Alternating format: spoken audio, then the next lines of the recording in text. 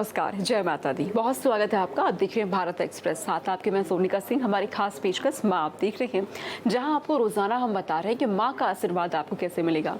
नवरात्र के ये दिन, नवरात्र के 9 दिनों तक कैसे आपको देवी माँ को प्रसन्न करना है, माँ के जो 9 स्वरूप होते हैं उनकी पूजा अर्चना कैसे करनी है, माँ भगवती का आशीर्वाद आपको कैसे मिलेगा। लेकिन आज का हमारा ये जो कार्यक्रम है, ये जो एपिसोड है, ये और भी ज़्यादा खास है। खास इस वजह से क्योंकि नवरात्रि के 9 दिन जो आपने व्रत रखे हैं, अब वक्त आ चुका है इस व्रत का पारण करने का। वो कैसे होगा, जो कलश की स्थापना आपने की है उसका विसर्जन कैसे होगा, इसके अलावा तमाम चीज़ें होती हैं। वो सवाल जो आपके मन में बने हुए रहते हैं, नवरात्र के बाद क्या करना है, वो आज इस एपिसोड के जरिए, इस विशेष कार्यक्रम के जरिए आज हम आपको बताने जा रहे हैं। मेरे साथ स्टूडियो में रोजाना की तरह पंडित अरविंद शुक्ला जी मौजूद हैं, जो आपको आज के इस एपिसोड में ये सब कुछ समझाने वाले हैं।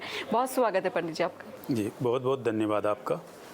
तो जैसा कि आपने प्रश्न किया कि नवरात्रि के बाद, यानी कहने का तात्पर्य है कि जब 9 दिन पूर्ण हो जाते हैं तो व्रत का पारण कैसे करें, कलश जो स्थापित कर रखा था उसका विसर्जन कैसे करें, हवन कैसे करें, कन्या पूजन कैसे करें, नारियल आदि जो चीज़ उसमें रखी हुई हैं उसका कैसे करें, जो आपकी अखंड ज्योत प्रज्वलित थी उसका कैसे करें। चलिए इन सब चीज़ों में आपको जानकारी देंगे, लेकिन उससे पहले भगवती की जो है स्तुति करते हैं, माँ की स्तुति करते हैं।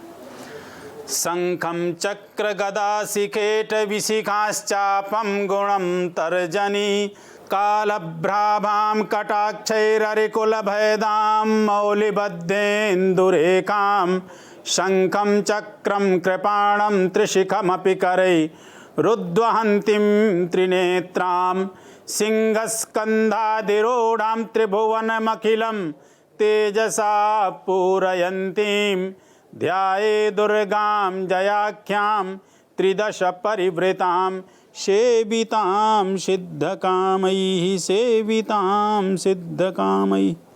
जैसा कि माँ जगत जननी जगदम्बा का ये जो आज आप जानेंगे कि कलश का विसर्जन कैसे करें, कैसे आप जो है अपने व्रत का पारण करें, कैसे आप जो है हवन करें, कैसे कुंवारी कन्या पूजन करें, कैसे उसमें रखा हुआ जो नारियल आदि है इन सब चीज़ का किस तरह से कैसे करें। तो सोनिका जी ऐसा है कि जो व्यक्ति प्रथम दिन से व्रत रहते हैं और 9वीं तक व्रत रख के मतलब 9वीं तक व्रत का जो है एक तरह से पूरा नियम संयम के साथ जो है अनुष्ठान करते हैं, आज वो विशेष दिन होता है जब उनको पारण करना होता है। तो पारण करने के लिए यह विशेष उनको ध्यान रहे कि मुझे कैसे किस तरह से करना है। तो सबसे पहले हम आपको बताते हैं कि कलश का विसर्जन ज्योत का कैसे करना है, पारण का कैसे करना। तो सबसे पहले पारण के ही विषय में बता देते हैं। देखिए, नवरात्रि का मतलब ये होता है कि आपकी जब 9 दिन व्यतीत हो जाएं, नवरात्रि जब आपकी हो जाएं, तब आपका पारण होना चाहिए। और पारण 10वीं में भी नहीं करना चाहिए, पारण जो है 9वीं में करना चाहिए। 9वीं में कब करना चाहिए? 9वीं में जब आप इतना कार्य कंप्लीट कर लो तब पारण करना चाहिए। क्या?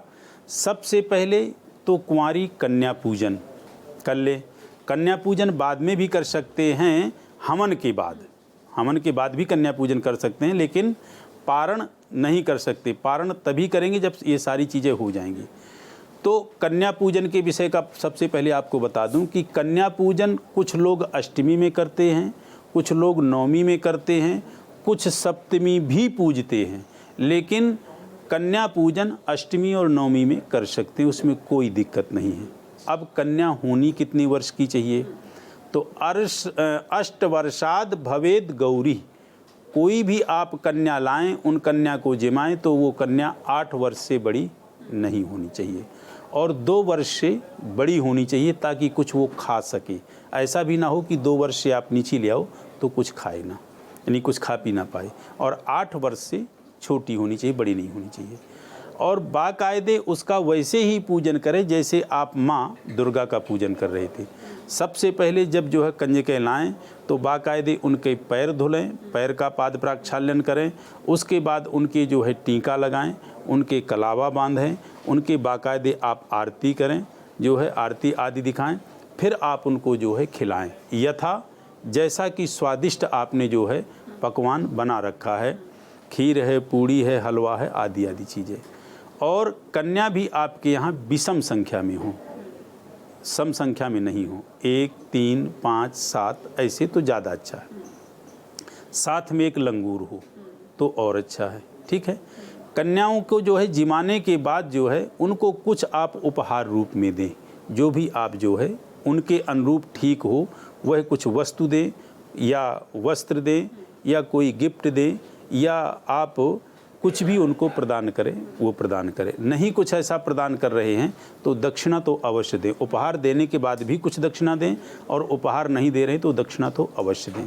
कन्याओं को बाकायदे दरवाजे से आप जो है एक तरह से स्वागत की तरह उनको अंदर लेके आएँ, और जब आप उनको खिला पिला दें तो दरवाजे से बाहर तक आप उनको छोड़ने जाएँ, क्योंकि वह साक्षात देवी स्वरूपा होती है। कंजिका साक्षात देवी हैं, इसमें कोई संदेह नहीं है। तो ये तो रहा कन्या पूजन का कि कितनी वर्ष की होनी चाहिए, कितनी वर्ष से ज़्यादा नहीं होनी चाहिए, और कन्या पूजन किस तरह से, कैसे, किस प्रकार से करते हैं, ये हो गया।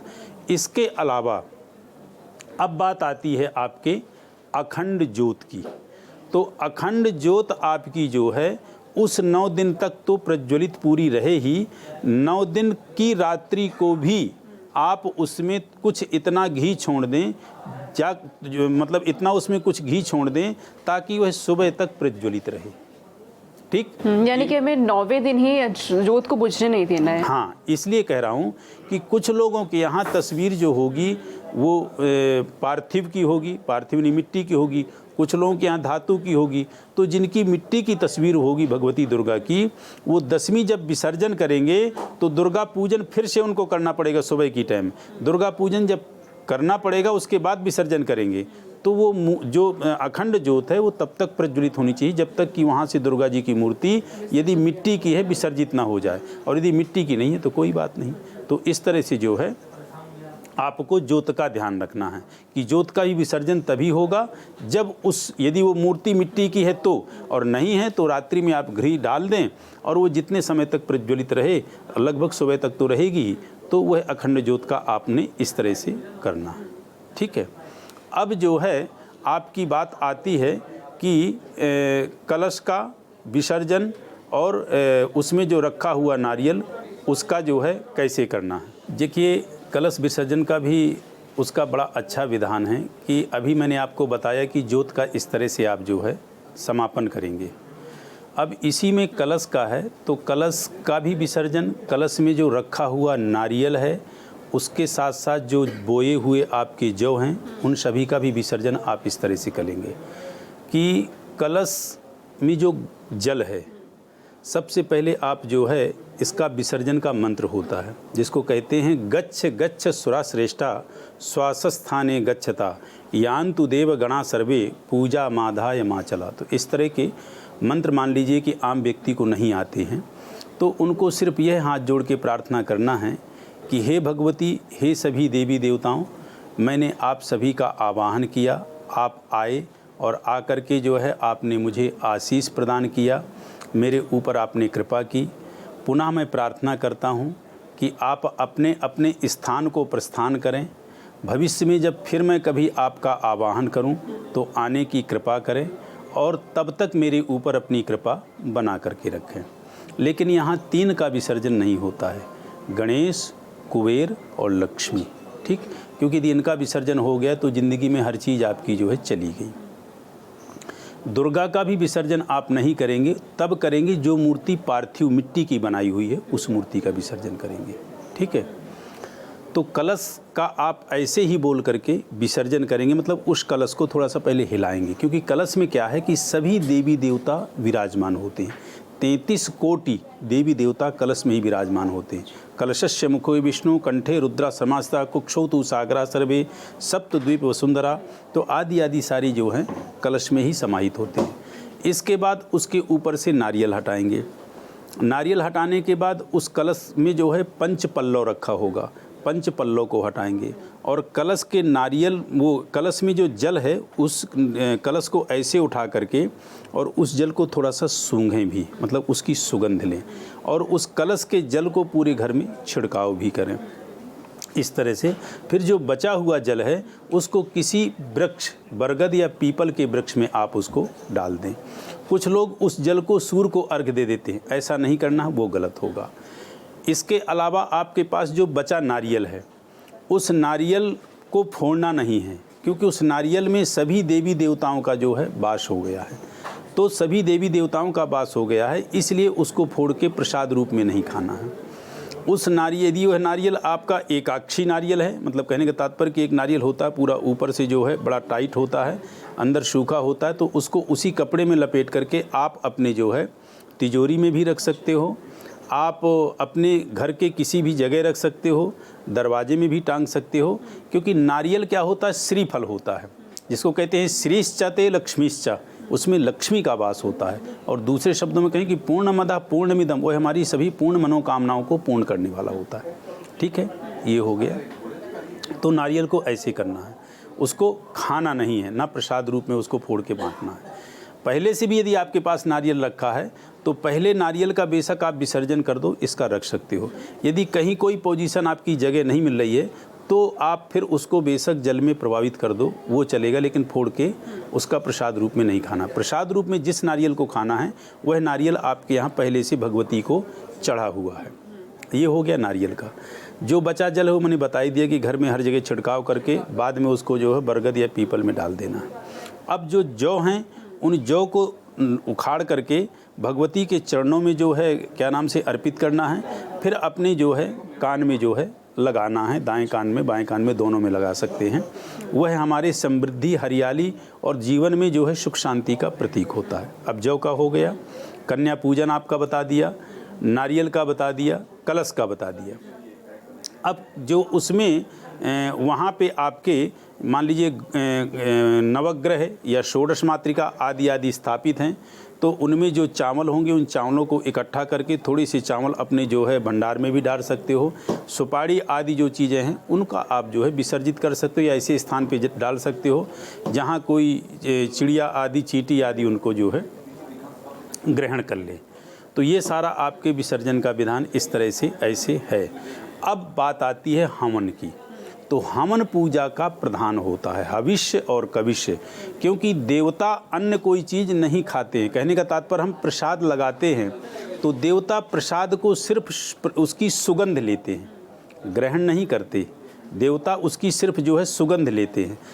खाते क्या हैं, जिसको ग्रहण करते हैं वो अग्नि के द्वारा जब हम हविष्य करते हैं, हवन करते हैं, उस हविष्य को देवता स्वीकार करते हैं, क्योंकि सभी देवताओं का जो मुख है वो अग्नि का है।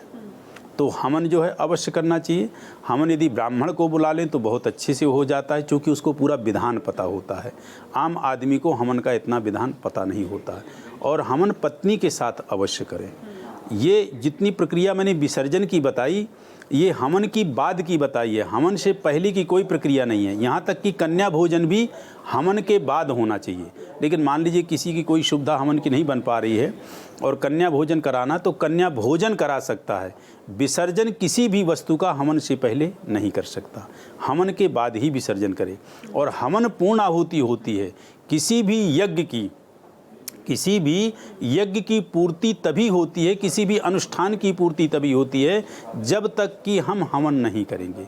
इसलिए हवन करना बहुत ज़रूरी होता है, बेशक आप उसको थोड़ी मात्रा में। और पंडित जी, कन्या पूजन से पहले ही विसर्जन करना होता है या विसर्जन बाद में होता है? नहीं, बताया ना मैंने, कन्या पूजन आप कर सकते हो मजबूरी बस, हवन से पहले कन्या पूजन कर सकते हो, लेकिन कन्या पूजन से पहले विसर्जन नहीं होता, कन्या पूजन के बाद विसर्जन होता है। ठीक है, हवन और फिर हवन की जो बची हविष्य है आदि को इकट्ठा करके आप जो है अगले दिन यानी 10वीं को जो है विसर्जन कर दीजिए।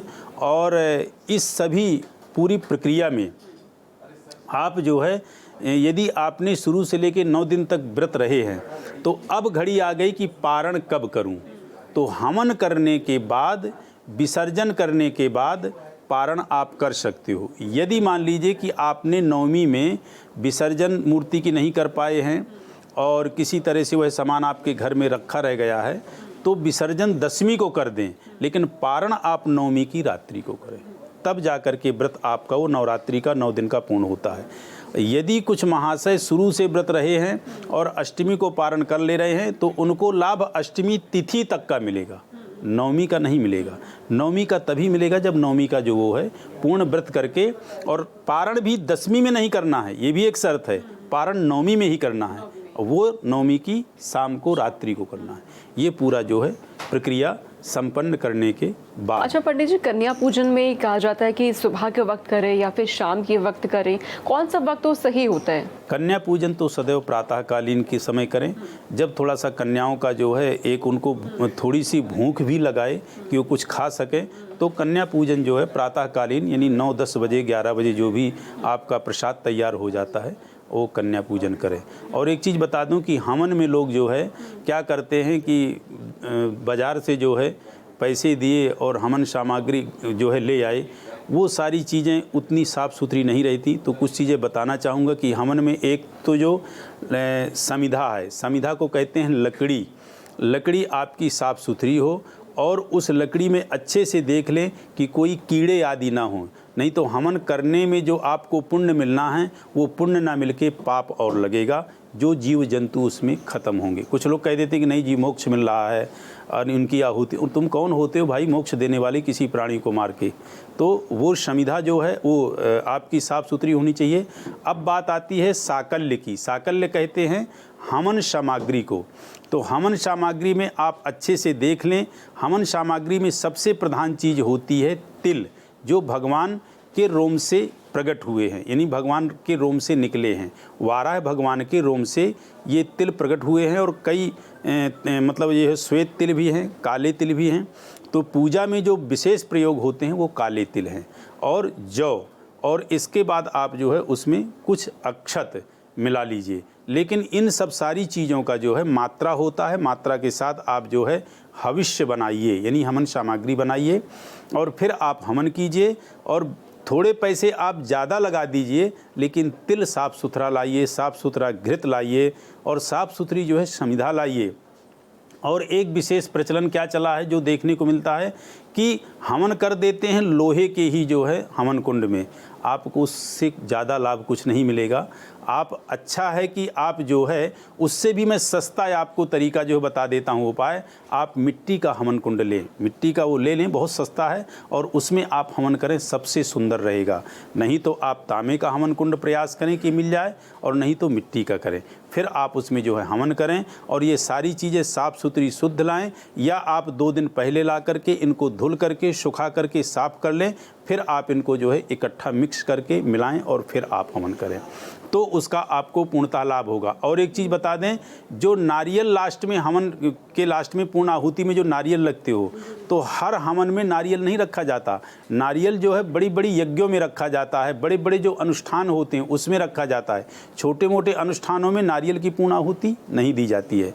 आपको लास्ट में पूर्ण आहुति देना है तो आप लौंग इलायची सुपारी ले लीजिए, उसकी पूर्ण आहुति दे दीजिए। तो इस तरह से हवन का विधान है, करना चाहिए। देखिए, आप जो भी पूजा पाठ करें थोड़ी करें, लेकिन आप तरीके से करेंगे तो वो आपको लाभ देगी। और आप एक खाना पूर्ति कर रहे हो तो भगवान कह थोड़ी रहे कि आप हमारी आके पूजा करो, कि आपको डंडा लेके खड़े हुए कि पूजा करो हमारी, बिल्कुल भी नहीं। आप श्रद्धा निष्ठा से करो, 5 मिनट की करो, 10 मिनट की करो, लेकिन पूरी उनकी जो विधान है तरीके से वो करो। वैसे देखिए, ऐसा है कि भावना ही सबसे बड़ी होती है। लोग कह देते हमने भावना से भगवान को पूज लिया, हम मन से बड़े पवित्र हैं, मन से बड़े अच्छे हैं। मन से तो सभी पवित्र हैं, मन से सभी अच्छे हैं। भावना से व्यक्ति ने सबको सभी व्यक्ति पूजते हैं, लेकिन जब तक कर्म के द्वारा आप क्रिया नहीं करेंगे तब तक आपको लाभ नहीं मिलेगा। और जहाँ क्रिया कर्मकांड विधान आता है वहाँ फिर नियम शुरू हो जाते हैं। जैसे कि आपको बताया कि दीप इधर होना चाहिए, कलश इधर होना चाहिए, शंख इधर होना चाहिए, घंटी ऐसे होना चाहिए। उसी प्रकार ये सारी चीज़ें कर्मकांड का विधान है। विधान से करेंगे तो लाभ मिलेगा, और नहीं यदि आपको करना है तो भगवान आपसे ज़बरदस्ती नहीं कह रहे हैं, ना भगवती ज़बरदस्ती कह रही हैं। आपकी जैसी श्रद्धा निष्ठा हो वैसा आप कर लीजिए। पंडित जी, एक और सवाल आपसे है कि वो लोग जो 9 दिन तक उन्होंने व्रत अच्छे से किया है, पूजा अर्चना भी अच्छे से करी है, 9वें दिन जो उन्हें कन्या का पूजन करना है तो उनके पास समय नहीं है, वक्त नहीं है उनके पास, वो क्या कर सकते हैं फिर? देखिए, यदि वक्त और समय नहीं है और मान लीजिए उस परिस्थिति में, तो फिर यही है कि कुछ उपहार आप ले करके जब आपके पास शाम को वक्त मिलता है तो वो कन्याओं में बांट दीजिए, और यदि नहीं कुछ मिलता है तो जो भगवती का मंदिर है वहाँ पे कुछ आप जो है तो दे आइए, ब्राह्मण को आप दे दीजिए, और उस उपहार में ब्राह्मण के लिए जो है तो आप दे सकती हैं। लेकिन आप जो है समय निकालें, बगैर समय निकाले जो है आपका काम नहीं चलेगा। भगवान के लिए थोड़ा समय निकालें। बहुत अच्छे और बहुत बेहतरीन तरीके से पंडित जी ने बताया है कि जब आप नवरात्र के 9 दिन माँ दुर्गा के 9 स्वरूपों की पूजा अर्चना आप कर लेंगे तो उसके बाद आपको क्या करना है और किस तरीके से आपके व्रत का पारण होगा। जो साधक है उन्हें कैसे आशीर्वाद मिलने वाला है, कन्या पूजन आपको कैसे करना है, कन्या पूजन के दौरान आपको क्या कुछ करना है, और अगर आपके 9 दिनों के दौरान कुछ भी आपसे गलती होती है, पूजा पाठ के दौरान कोई त्रुटि हो जाती है, तो आपको माता रानी से क्षमा याचना कैसे करनी है, ये भी पंडित जी ने बहुत बखूबी तौर से समझाया। बहुत शुक्रिया पंडित जी हमारे दर्शकों तक ये जानकारी पहुँचाने के लिए। और इसी के साथ हमारी खास पेशकश में आज के लिए इतना ही है। खबरों के लिए आप देखते रहिए भारत एक्सप्रेस।